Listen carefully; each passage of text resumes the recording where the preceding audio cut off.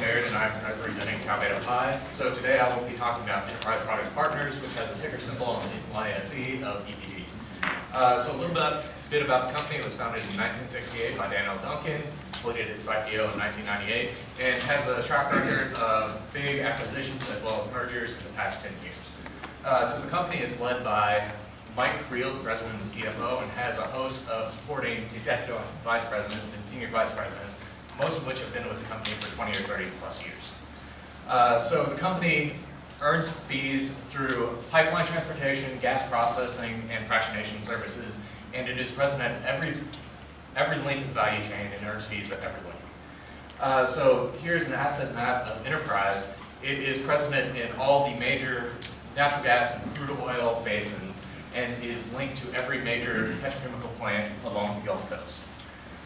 So it has very strong fundamentals, and for the past 6 years it has had record gross operating margin and distributable cash flow, and has increased its distributions every quarter for the past 34 quarters. The current quarterly distribution is 66 cents per unit, or an annualized distribution of $2.64. And that is a current yield of 4.7% based on the current closing price. In addition to the distributable cash flow, that has increased so much, it has been able to retain substantial distributable cash flow, which can be used to reinvest in planned and current capital projects.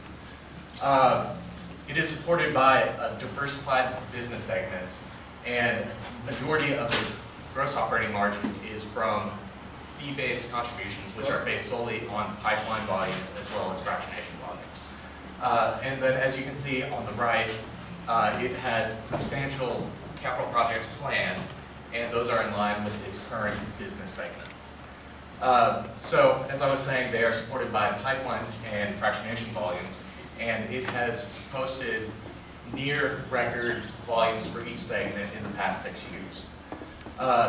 Part of this is due to the attractive natural gas to crude oil spread, and part of this is you extract NGLs from natural gas. The richer the natural gas, the more NGLs you get out of that. Most of Enterprise's natural gas processing, they take title to the NGLs and make whole on the gas to the consumers. So this has two benefits to Enterprise Product Partners. The first is the spread is driving ethylene crackers to switch from naphtha as a primary feed source to ethane as a primary feed source. A byproduct of this is that the ethylene crackers produce less propylene, which benefits Enterprise's propylene fractionators.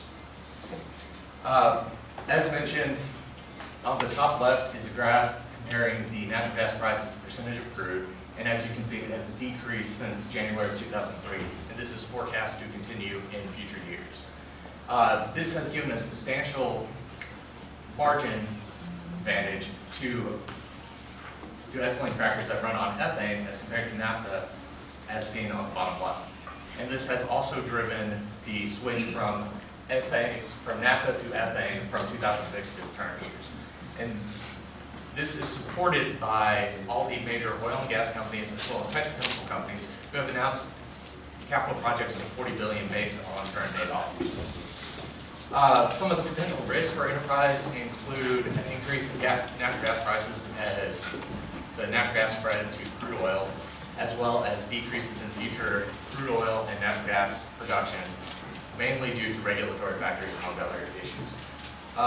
Because Enterprise has a substantial offshore pipelines and services segment, it is at risk for weather events such as hurricanes, which can damage the property as well as incur substantial business interruptions.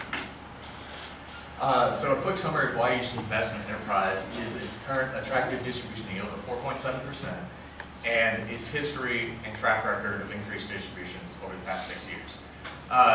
It also has a focus on capital projects with $7.2 billion of capital projects currently under construction, and the favorable natural gas to crude oil spread presents significant growth opportunities for Enterprise going forward.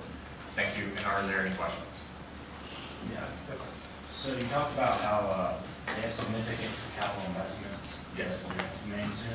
I was wondering, are those being, are they basically gearing that towards the increase in natural gas production here, or what exactly are those going towards? So there are two components to their capital projects. One, for most of their capital projects, first off, they are supported fully by the customers.